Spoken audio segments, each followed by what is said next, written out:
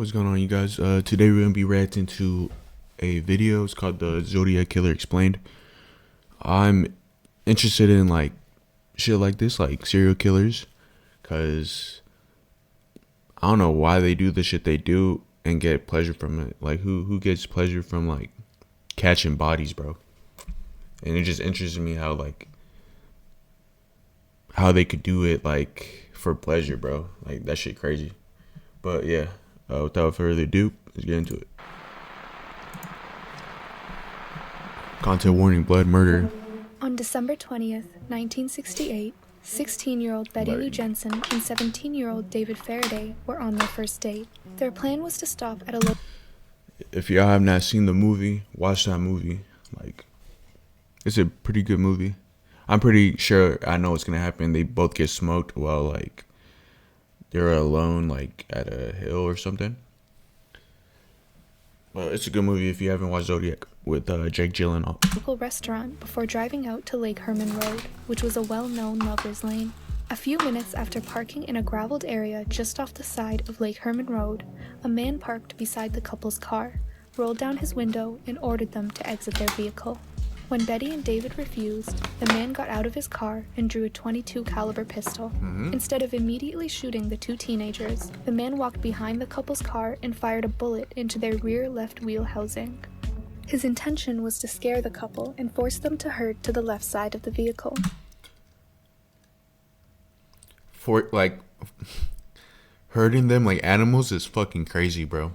Sure enough, the two scrambled to That's what like serial killers like think of people like animals. That's why like they be like murdering like dogs, cats, like animals like that when they're younger, and then when they grow up they advance to like people, humans. exit the vehicle using the passenger side door. The killer then ran up to the driver's side window and pressed the gun against David's left ear, shooting him point blank in the skull. By this time, Betty had already exited the vehicle and was running away. The man ran after Betty, gun extended, and shot Betty 5 times in the back. He then returned to his own vehicle and drove off. Shortly after 11 p.m., a woman stumbled upon the bodies of the teenagers and immediately reported them to police, thus sparking the search for the most bizarre and mysterious serial killer of all time. Wipe out a school bus some morning, shoot out the tires, and then pick off the kiddies as they come bounding out. Yeah, I think bro, like he liked sending messages to police, right, and toying with them, like not making puzzles for them, but like trying to make them decipher what he's saying, because he has his own like alphabet, just playing with them. Crazy. Die Hälfte der Stadt ist The crazy thing is like the Zodiac killer got away, bro. I think in the movie he almost gets caught, but like he basically gets away, and like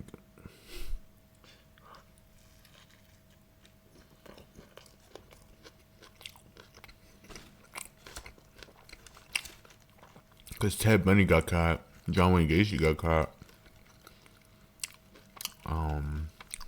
Ed Kemper got caught. The Zodiac killer, no one knows his real name, bro. Cooked.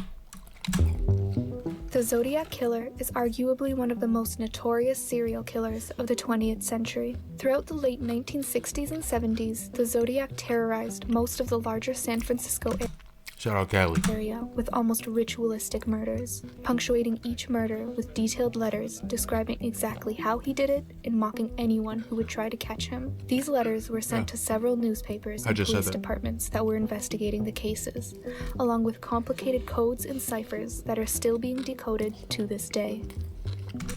To this day, I thought they figured that shit out. That's crazy. To this day? Homicide that took place out. Cause that happened like what, the 70s? Like 50 years? They're still trying to crack that shit down, bro. Out on a county road about sometime That's after half 11 o'clock last a night. decade. A double homicide involving... A century, I After don't know. his first murder, the Zodiac stayed quiet for about half a year before he struck again, this murder being much more bizarre than the last. On July 4th, 1969, 18-year-old Darlene Ferrin and 16-year-old Michael Mageau were going to get fireworks for the Independence Day celebrations. But as they pulled out of their driveway, they immediately noticed that they were being followed by another car. Panicked, Darlene made a series of twists and turns to try to lose the other vehicle, but eventually ended up pulling into the parking lot of Blue Rock Springs Park. Why would you do that? Why would you pull into a parking lot of a park at night when no one's there? That's what I'm talking about. Like, people want to get smoked. Like, you literally just could have gone to like a populated city where there's people all around, so you know you could have witnesses. But no, you want to pull in the parking lot in the middle of the night at a park. Only 4 miles from downtown Vallejo. As the couple parked their car, their pursuer also pulled into the parking lot and parked to the left of Darlene's vehicle before immediately leaving Yeah, you're cooked. the parking lot. But the couple was only Oh, he relieved left? for a few moments, because around 5 minutes later, the same car pulled back into the parking lot, and this No, you didn't. You came back. Bert grabbed the switch and came back, bro. time parked directly behind Darlene's car. A man exited the vehicle with a flashlight. Michael, thinking it was the police, reached into his pocket to grab his identification and asked Darlene to do the same. But before he could get it out, the man directed the flashlight into the couple's eyes, distracting them for a moment before shooting both Michael and Darlene. More than 7 shots were fired before the man started walking back to his car. The bullets had pierced Darlene's lungs and heart, killing her. But Michael still retained consciousness. While the man was walking back to his car, Michael let out a painful moan. Hearing this, the man paused, and for a split second, Michael could see the face of his attacker, which he later described to the police in detail. Nevertheless, the man heard that Michael was still alive, and returned to Darlene's car to finish the job. As a last resort, Michael tried jumping into the back seat of the car before the man fired 2 more shots at both of them. At this point, the man had gotten back into his vehicle and drove off. Luckily, 3 teenagers celebrating Independence Day stumbled across the couple and alerted police immediately. Although, the strangest part of this whole ordeal is So he survived? I know, bro has PTSD for life, bro. Bro's cooked. that after the murder, at 12:40 a.m. on the same day, an anonymous man called the Vallejo Police Department with a payphone. Vallejo Police Department. I want to report a double murder. May I have your If you go name 1 and where mile you're calling? east on Columbus Parkway, public park, you'll find kids in a brown car. They were shot with a 9mm Luger. Bro, cut that bitch off. She's like, can I have your He's like, don't speak over me. Let me finish. Let me talk. I don't give a fuck what you gotta say. You gotta give a fuck about what I gotta say, though. He did not give a fuck, bro. I also killed those kids last year. He doesn't give a fuck. Good. That's why I'm fascinated with like serial killers, bro. They don't give a fuck. Bye. But He whoa, then that was abruptly kind hung of up, that was kind of making creepy. this the first time the Zodiac Bye. contacted the police. Later, on August 1st, 1969, the Zodiac wrote his first 3 infamous letters to the Vallejo Times-Herald, the San Francisco Chronicle, and the San Francisco How much? letters to the Vallejo 3? Times-Herald, the San Francisco Chronicle, and the San Francisco Examiner. All 3 letters were nearly identical. In crude handwriting, the letter read, "Dear Editor, this is the murder of the 2 teenagers last Christmas at Lake Herman and the girl on the 4th of July near the golf course in Vallejo. To prove I killed them, I shall state some facts which only I and the police know." He proceeded to state details about the brand of ammo he used, how many shots were fired, and the victim's clothing. He continued with, "Here is a part of a cipher. The other 2 parts of this cipher are being mailed to the editors of Vallejo Times and San Francisco Examiner. I want you to print the cipher by the afternoon of Friday, 1st of August, 1969. I will go on a kill rampage Friday night. I will cruise around all weekend killing lone people in the night, then move on to kill again, until I end up with a dozen people over the weekend." At the end of the letter was an 8-line series of characters, including Greek symbols, Morse code, weather symbols, alphabet letters, and astrological symbols. Complying with the demands of the Zodiac, the Times-Herald and the Chronicle both printed their parts of the cipher in their next editions, while And like another thing about serial killers is like they love controlling people. They love playing with people, and like it's their pleasure, you know. Like they love to be the one in control and in power, and like he's manipulating them into like making newspapers for him and like getting his name out there. Like they like the attention, that's why they do that shit. And like play with them. They love the attention, they love the chase. The Examiner waited until Sunday to publish their part because of doubts that the letter was real. The cipher was quickly passed on to Naval Intelligence for deciphering, while the NSA and the CIA also joined the effort. Although, a police chief at Vallejo, Jackie Stilts, wasn't convinced that the letter was real. He publicly requested that the killer send a second letter with more information to prove it was real. Meanwhile, Donald and Betty Hardin, a couple living a few miles south of San Francisco, saw the cipher in their morning paper, and having been avidly interested in puzzles since they were young, Donald and Betty decided to try and see if they could solve it. The couple reasoned that the killer most likely started the cipher with the letter I, or by saying "I like killing." They also used common letter pairings like the double L that appears in the word kill, and with these assumptions, the rest of the message could be decoded. It read, "I like killing because it is so much fun. It is more fun than killing wild game in the forest because man is the most dangerous animal of all to kill." I literally just said that, like they in the beginning of the video, like they kill people like they're animals. That's why like when they're kids they kill like cats and dogs, and then when they grow up they kill people like they're just animals. I literally just said that. That's crazy. But no one gives a fuck on why you gotta like why you like killing, bro. No one gives a fuck. You want people to try so hard to decipher that, bro. No one gives a fuck. The message goes on to describe the thrill of murder. The letter also says that when he dies, the people who he has killed will become his slaves in paradise. He explains that he won't release his identity because the police will stop his collection of slaves. But towards the end of the cipher, the letters seem to be jumbled up. This led some to believe that this was an anagram. We'll talk more on that later. While the cipher had been solved but not released to the public, the letters didn't stop. And only 3 days after Donald and Betty solved the first cipher, in this game, your heroes will die. A lot. So bro said he likes killing people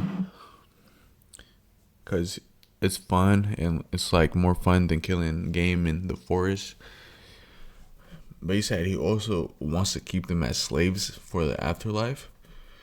Who does bro think he's a demon? I mean, he is a demon, but like, does bro think he's like a god that just has people's souls? Like, I mean, he did take souls though. So. But like, bro, who do you think you are? For more information to prove he was the killer, the letter read, "This is the Zodiac speaking. In answer to your request for more details about the good times I had in Vallejo, I shall be very happy in supplying more material. By the way, are the police having a good time with the code? If not, tell them to cheer up. When they do crack it, they will have me." Cheer up? Motherfucker, you causing chaos, bro. This was followed by more details about how he murdered his victims and other details that had not yet been released to the public, which confirmed that the letters were indeed from the real killer responsible for the murders and not the work of a fraud. At this point, the decoded cipher was published all over the Bay Area, and amateur codebreakers across the country started analyzing the letters thoroughly. They first turned their attention to the jumble of letters at the last line of the cipher. It was unanimously agreed upon that it could be an anagram for the killer's real name. Some suggestions were Emmett O'Wright, Robert Hemphill, Van M. Blackman, I. M. O'Wright, and Kenneth O'Wright. Some dismissed this theory and suggested that the jumble of letters were only there to throw them off. After all, the killer did say, "I will not give you my name." After this first string of letters, it wouldn't take long for the Zodiac to kill again.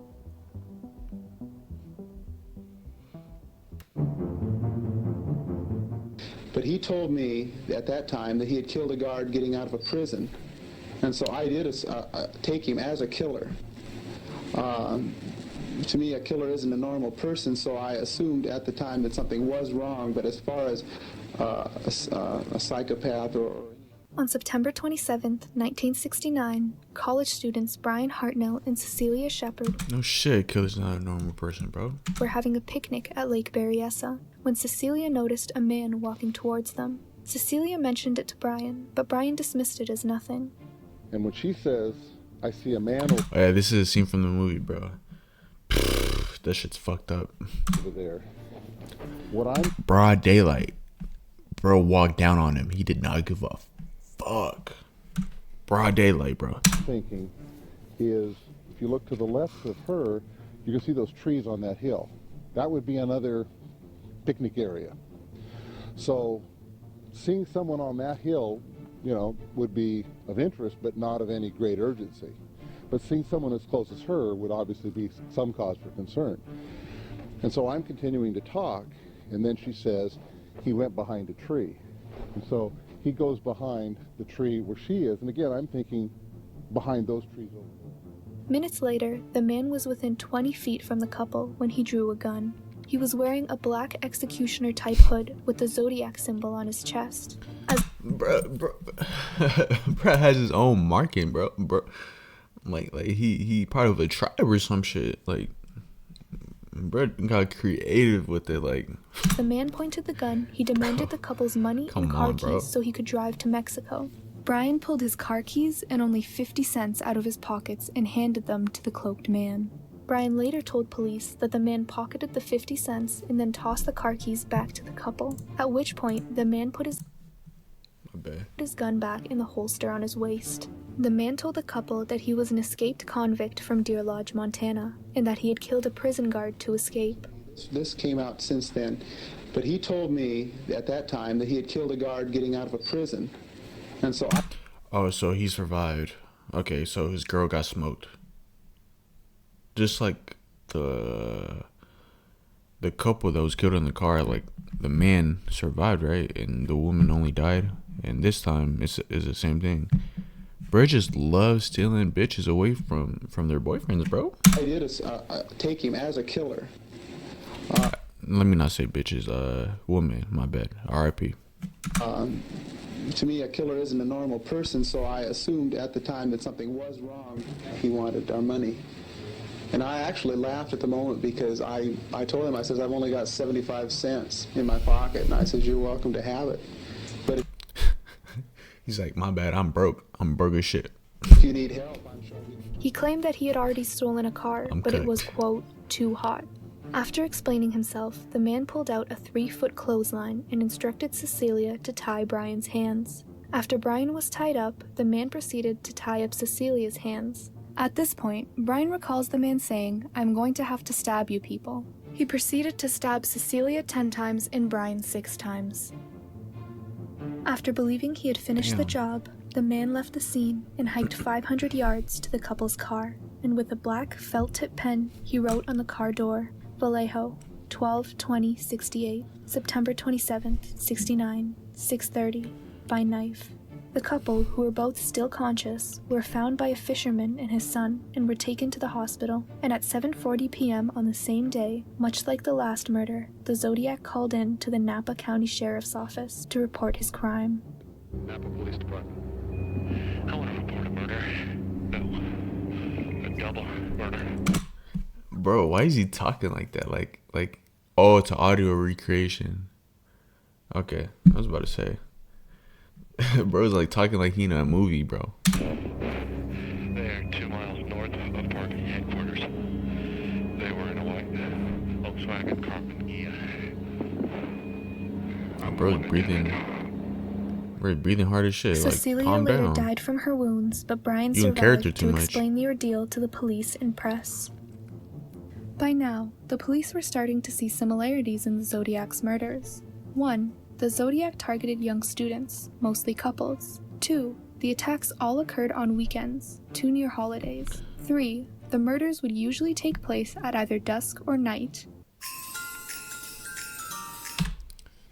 Yeah, bro just targeted couples, huh? Like, bro got cheated on or some shit. Like, she probably got gangbanged. Like, bro, why do you hate couples so much, bro? Think about his murders in letters or calls. 5. Most of them. My bad, your bitch got taken, bro. My bad, she for the streets. Like, goddamn, you gotta take it out on me, bro. Murders took place in well-known lovers' lanes. 6. The murders all took place in or around cars. And finally, 7. The murders all took place near a body of water. These patterns picked up by police suggested a number of reasons for his strange killings. Because most of the victims were couples, the Zodiac was maybe frustrated with couples or love, and potentially... I literally just said that. Yes. Bro guy's heartbroken. Womp womp. ...could hold a specific hate for women, because in the last two murders, the focus... Literally just said that he only killed the women. ...for most... The males live. Like, the... of the damage was on the woman, causing them to die in both cases, but leaving the men to survive. But with his next and final confirmed murder, the Zodiac would break his pattern. Guns take the threat seriously.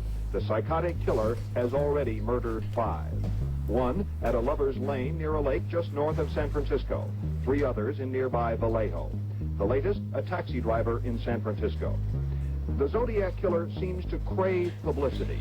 He sent letters... On October 11th, 1969, only 2 weeks after his last murder, the Zodiac entered a cab driven by Paul Stine at around 9:30 p.m. He requested to be taken to Washington and Maple Streets in Presidio Heights, but for some reason, the cab driver drove 1 block past their destination, maybe at the instruction of the passenger. The Zodiac waited for the car to come to a full stop on the side of the road before grabbing Paul Stine's collar and shooting him point blank in the right side of the skull. At this point, the Zodiac exited the vehicle from their rear doors and re-entered the vehicle through the passenger side door. While sitting in the front seat, the Zodiac grabbed the cab driver's wallet and tore off a piece of his shirt before exiting the vehicle once again. While all this was taking place, 2 teenagers who lived across the street saw the cab from their second-floor window and called the police. But while the kids were giving the police a description of the man they saw, the Zodiac was mistakenly described as a black male. This one mistake proved to be... Yeah, nah, that was not a mistake. They did it on purpose because they racist, bro. I mean, obviously, bro, that's crazy. You trying to be massively detrimental, racist, bro. As it allowed the Zodiac to evade capture once again. This was because in the dead of night, a police patrol unit reached the scene and saw a man, quote, lumbering along in the fog. This was later determined to most likely have been the Zodiac. But since this man was white, the police didn't stop him and only asked him if he had seen anything unusual in the area, to which the man responded that he had seen someone waving a gun around a couple blocks to the east, at which point the patrol unit sped off in that direction. If the police had stopped the man or come any closer, they would have seen that the man's jacket was drenched in Paul Stine's blood. But police did find evidence in the cab driver's vehicle. A partial print was found in blood that was later confirmed to be that of the Zodiac's. Also, the kids who had seen the Zodiac quickly collaborated with a police sketch artist to try and come up with a preliminary sketch of the Zodiac. By now, the kids' mistake had already been corrected, and so the first sketch of the Zodiac was drawn and circulated to every cab company in the area. After another failed attempt at catching the killer, the Zodiac saw this as a perfect opportunity to taunt the police department once more. On October 14th, only 3 days after the murder, the Chronicle received another letter from the Zodiac. But this one was different from his previous letters, in that the Zodiac had included a piece of Paul Stine's blood-soaked shirt in the letter. It read, "This is the Zodiac speaking. I am the murderer of the taxi driver over by Washington Street and Maple Street last night. To prove this, here is a blood-stained piece of his shirt. I am the same man who did it to people in the North Bay area. The SF police could have caught me last night if they had searched the park properly instead of holding road races with their motorcycles, seeing who can make the most noise." The letter continues, ridiculing the SFPD before ending with a chilling threat. It reads, "School children make nice targets. I think I shall wipe out a school bus some morning." Oh, yeah. He's crashing out. He is crashing out. Kids now, bro. He's crashing out, bro. Just shoot out the front tire and then pick off the kiddies as they come bouncing out. The Chronicle published the letter in their next edition, but excluded the school bus threat at the request of authorities. Despite the advice, the threat was released a mere 2 days later. School children make fine targets. I think I shall wipe out a school bus some morning. Just shoot out the front tire and then pick off the kiddies as they come bouncing out. Now, what are you doing to protect the school buses, particularly in San Francisco, from that? In San Francisco, we have been, since the first day, since the reception of this note, and up to now and continuing, we have a number of plainclothes officers following buses in the morning and in the evening. I shall wipe out a school bus some morning, shoot out the tires, and then pick off the kiddies as they come bounding out. That was the threat of the Zodiac Killer. Now, every day, police cars follow the buses, which would be likely... Bro's making them work harder, bro. I mean, that's their job, but like... bro is like controlling them and shit. Targets. Officers like, making them do more than they have take to. the threat serious. While the world was informed of the And he gets off on that, bro. Like, weirdo. school bus threat, panic swept over the Napa Valley Unified School District, who were in charge of the school buses. School bus drivers across the district were given a set of instructions on how to handle an attack from the Zodiac. 1. Continue driving with a flat tire. Do not stop. 2. Tell the children to get below the windows and lie on the floor. 3. The driver will continue driving and turn on all lights while sounding his horn. 4. The bus driver should not stop until he has arrived in a well-populated area. 5. Upon arrival at this location, a local law enforcement agency should be notified immediately. Despite the claim from the Zodiac, no such attack ever occurred. Later, after working with the police officers that mistakenly allowed the Zodiac to walk free, a second sketch of the man was made, making him older and his jaw thicker. This sketch was then circulated to the public, replacing the original. With his letters in full swing and the San Francisco area in the palm of his hand, the Zodiac did something that shocked everyone throughout the country. What? What did he do? So you basically saying he unk.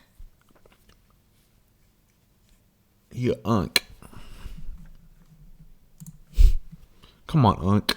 Chill out. 22nd, the Zodiac called the Oakland PD and asked to speak to Melvin Belli, a prominent lawyer at the time.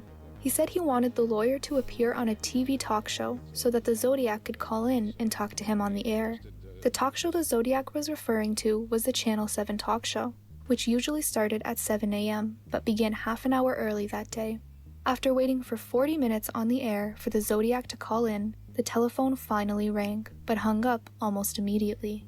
The next call came in at 7:20. This time, he stayed on the call for longer, and after being asked if he had any other name other than Zodiac, the man said Sam. Talk to us. Just tell us what's going on inside you right now, Sam, please.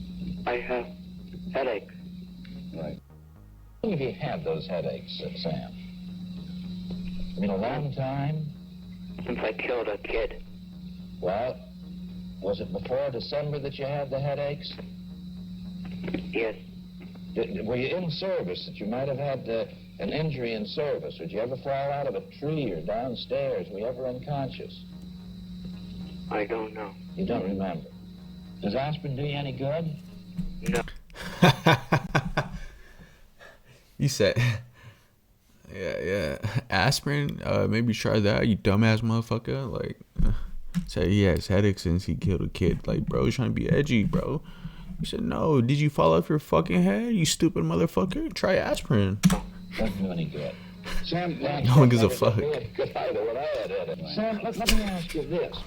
There's some reason why you go to a particular doctor or a particular priest, and some reason why apparently you wanted to talk to me or Lee. Is it that you feel that we have compassion for people who get in trouble? Or is it you feel that we can do something for you? Or is it you feel that we have enough integrity that if we promise you something, that we're going to stick to it? Well, let's find out why he wanted to talk to. Why did you want to talk to Mr. Belli, Sam? Because he's trying to troll y'all. I don't want to be hurt. If it all boils down... I don't want to be hurt. Buddy, you catching bodies. What do you mean you don't want to be hurt? If you don't want to be hurt, stop doing that shit. Down to the question of you're giving yourself up if you could be assured that you wouldn't get capital punishment for myself. I don't want to give myself up. Huh? I want to kill those kids. Bro. The Zodiac called the show a total of Bro, 35 what are you doing, times, bro? but Cringy only 12 shit. of them were heard on air.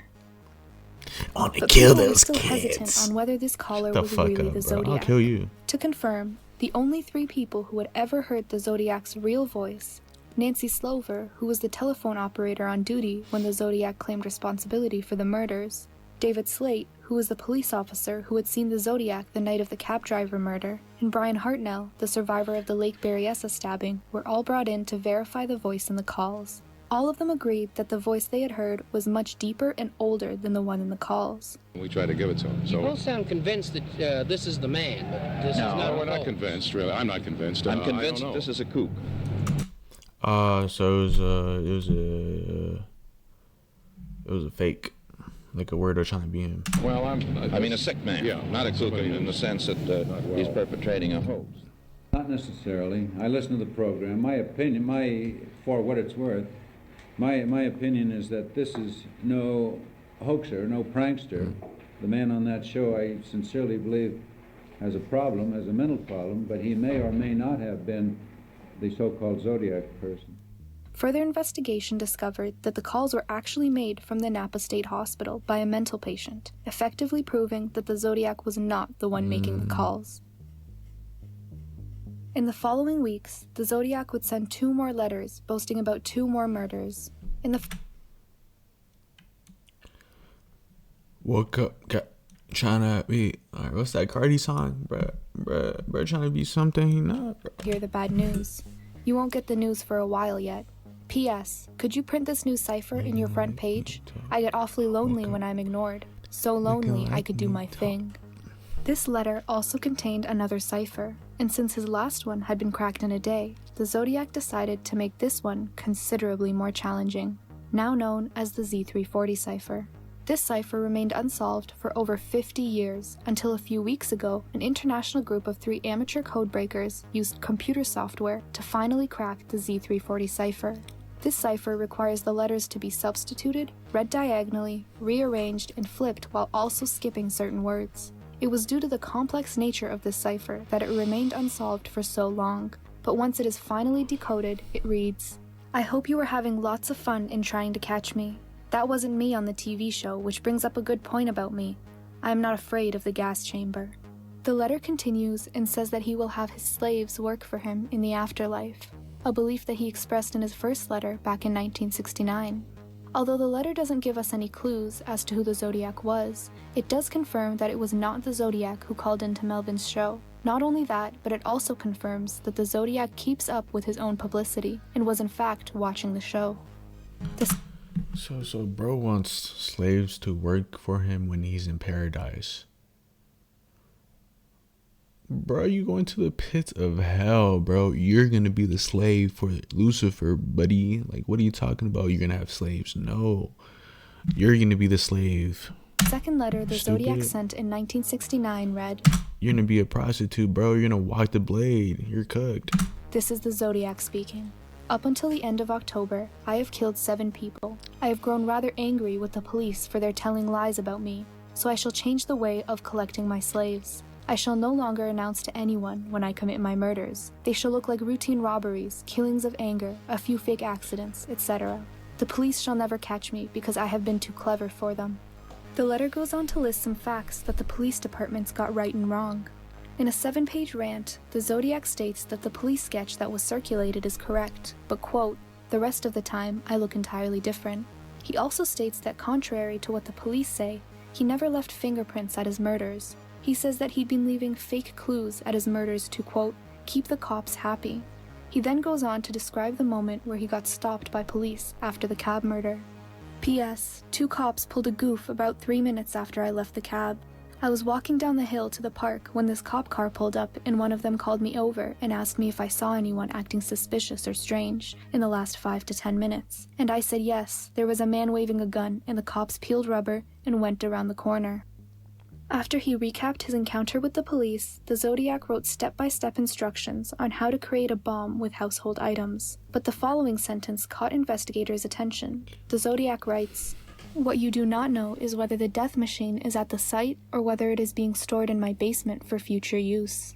If the Zodiac was telling the truth that he had a basement, it would drastically reduce the list of possible locations where the Zodiac lived. First, the Zodiac having a basement means that he lives in a house and not an apartment building. And second, basements aren't that common in the Bay Area, so either the Zodiac didn't live in the Bay Area, or in revealing that he had a basement, he had made a possibly fatal mistake. Baby's going up the window. I believed him when he said I was going to die, he was going to kill me. Don't panic, don't scream, don't yell. Just wait and see what happens. He could have stopped at any time and physically been stronger than I was. I was like 7 months pregnant. I had a little kid on my lap. On March 22nd, 1970, Kathleen Johns was on her way to visit her sick mother in Petaluma with her 10-month-old baby. She was driving on Highway 132. She gotta lay off them cigarettes. I thought that was a man, bro. A rarely used road, when a car seemed to be following her. In the near midnight darkness, Kathleen decided to slow down and let the car pass her. But before she could do so, the car started honking its horn and blinking its lights at her. Knowing how dangerous it was to pull her car over with a stranger behind her on such a deserted road, she kept driving. The car behind her noticed this and accelerated into the lane right beside Kathleen. From his passenger side window, a man shouted that Kathleen's rear tire was wobbling. Still skeptical of the man, Kathleen waited until she had made it to the freeway to pull over. The man pulled over behind her and told her again that her rear tire was wobbling. He then offered to fix it, explaining that he had the appropriate tools in his car. Kathleen agreed, and so the man retrieved his tools and tightened the lugs on the woman's vehicle. No, bro, you gotta get outside and see what he's doing to your car. What the fuck? I'm saying these people want to get smoked. Like, what is it with these people, bro? Are you not? They're not street smart. That's what it is. But you from the Bay, bro. You're supposed to know. Once the man finished fixing her tire, he notified Kathleen and returned to his car. After merging back onto the that tire's gonna fall off. freeway and driving Get in my car. Watch. for a few seconds, Kathleen's whole rear tire spun off. She attempted to pull over once again when the same man came back. Seeing her tire completely detached, the man offered to take her to the nearest gas station. Eventually, Kathleen agreed. Yeah, that's where you fucked up. So you don't think it's fishy that when he was supposedly tightening your tire, that shit just falls off? Like, all right, bro. You bitches are dumb as shit. I feel like some of y'all deserve to die. No one deserves death, but like, survival of the fittest, you know? Come on. Kathleen's surprise, he completely passed the gas station before passing a number of exits as well. At this point, Kathleen knew something was wrong, but didn't say anything. The man took her to various rocky, deserted roads before breaking the silence and saying, "I'm gonna throw your baby out the window." Yikes. Terrified, Kathleen began frantically thinking of ways to escape. In the panic and chaos, her best and only option was jumping out of the passenger side door. The next time the man pulled up to a stop sign, she executed her plan, finally escaping the car and rolling into a ditch. After the Zodiac had tried and failed to find her in the ditch, Kathleen waited on the side of the road until a female driver saw her and offered to take her to a police station. When she arrived at the station, she talked to a police officer about her situation, and after being shown a police sketch of the Zodiac, Kathleen strongly believed that he was the one who had abducted her. I looked up on the wall and there was one of those composite drawings of the person I just spent this time with. Turns out it was the Zodiac, and I didn't know who that was at the time. It meant nothing to me. After police units went back to I'm telling you, she gotta lay off them backwoods. Holy shit. retrieve Kathleen's car, they discovered that it had been set on fire, most likely by the Zodiac to destroy any incriminating evidence. Around a month later, on April 19, 1970, the Zodiac sent another letter in cipher. The letter read, "This is the Zodiac speaking. By the way, have you cracked the last cipher I sent you? My name is," followed by a 13-character cipher which, when decoded, is supposed to contain the Zodiac's name. But because the cipher is only 13 characters long, it is nearly unsolvable. There have been thousands of possible solutions to the cipher, but no way of knowing whether any of them are correct. The letter continues with the Zodiac claiming he's killed 10 people to date, and that he would have killed more, except the bomb he was going to use was a dud. The second page of the letter shows a diagram of his new and improved bomb and how it works. Of course, the newspaper... I'm pretty sure Burgess used like random scribbles, like, yeah, decipher this, and Burgess scribbled. And the County authorities kept any mention of a bomb threat hidden from public knowledge in order to prevent panic. For the next 4 years, around 8 Zodiac letters were sent to the Chronicle, containing much of the same information and pleas for attention as his previous letters. One more cipher was sent, and when deciphered, it apparently contained the location of a bomb that would go off in the fall of 1970. No bomb was ever found or detonated. In one of these letters, the Zodiac claimed responsibility for Kathleen John's abduction, confessing that he lit Kathleen's car on fire after failing to kill her. His final letter was sent on January 30th, 1974, and seemed to review the movie The Exorcist, before once again demanding publicity. At the end of the letter, the Zodiac's final score was written: Me 37, SFPD 0. Police had only confirmed 5 murders and 2 attempted murders from the Zodiac, so his claim of 37 murders could very well just be an exaggeration. The Zodiac did previously say in a letter, though, that he would not continue announcing his murders, and he would make them look like accidents, meaning the final murder count could technically range anywhere from 5 to 37. Because of the That's a lot. magnitude and popularity of this case, many people have claimed to be the Zodiac for attention, or given false tips to police, making it very hard to identify who's telling the truth and who's not. That being said, one of the most likely suspects in the case, and one that the police identified very early on, was Arthur Lee Allen. I'm not the Zodiac killer. I know that. I know that deep in my soul. Suspicion first arose about Allen when a friend of his, Donald Cheney, voiced concerns he had that Allen was connected to the Zodiac killings. Donald Cheney explained that Allen and him used to go hunting together, and at one point, Allen had asked him, "Have you ever thought about hunting people?" He said he would give himself an identity and write letters to the editors, and he'd have a name, and it would be Zodiac. Bro, he deadass said that, bro. Then it wasn't him, if that's true, but it's probably not, because motherfuckers love having clout. Allegedly, Bro, Allen just had started yapping explaining probably, how but he would murder people, and that's how it him would if be that's true, impossible to bro. track him down because he had no motive. Donald Cheney also claimed that Allen had said he would sign letters to the police as the Zodiac Killer. Allen later denied any recollection of this conversation. After this tip, police went to question Allen. In the interview, Allen had said he had an interest in guns, but only owned .22 calibers. A witness would later state otherwise. Allen was also dishonorably discharged from the Navy, which was a critical clue because the character profile of the Zodiac indicated that he most likely had military experience. The terminology used in the Zodiac letters indicate military, specifically Air Force language, in terms like unflappable, which is an adjective that means calm and clear thinking. There were also footprints that were found at a few crime scenes that indicated that the Zodiac most likely wore wing walkers, a brand of boot that is only... Bro, he think he opium, bro. He think he Cardi. He think he Ken Carson, bro. He think he Destroy Lonely. You think he Homicide Gang, bro. Bro, opium. sold at military outlets. His knowledge of guns and cryptology is also likely learned in the Navy. When asked where he was during the Lake Berryessa stabbing, Allen had said he spent most of his day at his house, but he had no witness to support his alibi. Allen also owned a watch from the company named Zodiac, whose brand logo was the infamous Zodiac signature. Because this was the... Yeah, he did that shit. Yeah, he did that shit. only time that the signature and the name Zodiac ever appeared together before the letters, it is assumed that the Zodiac took his name and sign from the watch brand, which Arthur Lee Allen owned. In 1991, Michael Mageau, the man who survived one of the Zodiac's shootings, had later identified Arthur Lee Allen as the person who appeared most similar to the man who shot him, therefore making him the most likely Zodiac suspect at the time.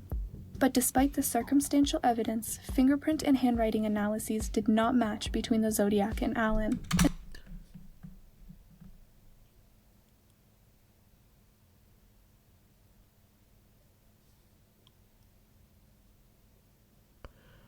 Bro, that literally looks identical.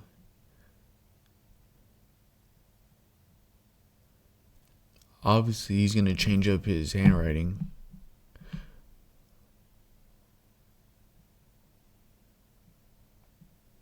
Bro, that literally looks identical, bro. It looks like they're both not neat. They're both fucked up, and they both have similarities. And obviously, the Zodiac, when he like writes as like the killer, as his alter ego, this motherfucker's precise with his writing because he has to be precise with the cipher. So obviously he's gonna like be precise with everything he writes. He doesn't want to like how do I explain it? Like, he doesn't want to mess it up. You know, he wants it to be how he wants it to be exactly. So obviously it's gonna look different, but it looks the same, literally. The police sketch of the Zodiac didn't resemble Alan at all. Although... Yes, it does, bro. Look at his chin. They have the same, like, fucking chin, bro. Look at his eyes, bro. Look at his, like, if you see, like, the top of his fucking eyebrow, bro, that shit, like, drops over, and then they have the same chin. It's like a straight chin. Police kept him as a person of interest because... But his hairline is, like, cooked. It's not like this. It's cooked. They had speculated that the fingerprint found in Paul Stein's cab wasn't from the Zodiac. But before any concrete incriminating evidence surfaced, Alan died of a heart attack on August 26, 1992. He remains the sole and top suspect. Another possible suspect is Richard Gaikowski. Gaikowski was the editor of a counterculture newspaper based in San Francisco, where most of the Zodiac's killings took place. There are a number of clues that connect him to the Zodiac, such as his army service as a medic in the 1950s, meaning he fit the military assumption for the Zodiac. But unfortunately, 80% of Richard's army records were destroyed in a fire, so not much more is known about his time in the army. Although, the main reason Gaikowski became a prominent suspect was the long and frequent letters the police would receive from a coworker of his who nicknamed himself Goldcatcher. In these letters, Goldcatcher claimed that Gaikowski had frequently talked about committing violent acts similar to that of the Zodiac. In 2009, Goldcatcher provided voice recordings of Gaikowski's voice, and Nancy Slover, the police dispatcher who took the Zodiac's 911 calls when he reported the murders, and one of the only 4 people who have ever heard the Zodiac's real voice, confirmed that the voice recordings of Richard Gaikowski matched the voice she heard on the phone that night. Once the code, until a code is broken, you have never any way of knowing whether it's a real code or whether it's just a fake code. Don't worry. The last part of that was even more like what I heard in the first part. Lastly, in the cipher that supposedly contained the Zodiac's identity, the word Gaik appears, and some speculate this might be a nickname for Gaikowski. Unfortunately, most of the evidence against the suspect are claims made by the anonymous Goldcatcher, who has very little credibility, so none of these claims can be considered conclusive. Guys, 3 days into this game... Yeah, no one's gonna know who it is, though, exactly. Like, you might have speculations, but that don't mean shit. It might not be. You never know, still. Never been solved. And now, one man claims to have indisputable evidence. He knows who the killer is. Gary Stewart, author of a new memoir, The Most Dangerous Animal of All, says the serial killer is his father, Earl Van Best, Jr. The final and one of the most popular suspects in the Zodiac case is Earl Van Best, Jr. The basis for suspecting Van Best comes from the book The Most Dangerous Animal of All, authored by Gary Stewart, who claims that his biological father, Earl Van Best Jr., was the Zodiac killer. When this book was published, You got clout. It became very popular among the general public. The author claims that his father lived in California at the time of the killings and was very interested in ciphers and codes. He also matched the composite sketch of the Zodiac and had many strange friends, including a Satanist and a Manson family member. Some of the more concrete evidence was the fact that a handwriting expert found that the handwriting on Best's marriage certificate matched the handwriting in the Zodiac's letters. Okay. They do. He looks more similar than the other guy to the sketch, and his handwriting looks more similar. Making this one of the few. And he was in California, and he's interested in ciphers. Sometimes an expert certified a match to the Zodiac's handwriting. Unfortunately, critics quickly dismissed the suspect because there was not enough evidence against him. The facial match to the composite sketch was a very loose one. Y'all would never know. That's what I keep on saying. Like, you could speculate all you want. No one's gonna know. And it was also later determined that the handwriting on Best's marriage certificate actually belonged to the minister who officiated the marriage and not to Best himself, therefore effectively ruling out Best as a suspect. Throughout the late 1960s and 70s, the fear of the Zodiac Killer gripped the San Francisco area and sent the whole nation into a frenzy. Although, even decades after the last letter, there are still many aspects of this case that remain unsolved. Not only is the identity of the Zodiac Killer unclear, but the number of victims could range from 5 to nearly 50, and the translations to his cryptic ciphers are still being decoded 50 years later. Despite all of the publicity that this case received, the identity of the Zodiac Killer remains one of the most popular unsolved mysteries in true crime history. Alright, y'all, that was it for this video. Appreciate y'all for watching. See y'all later.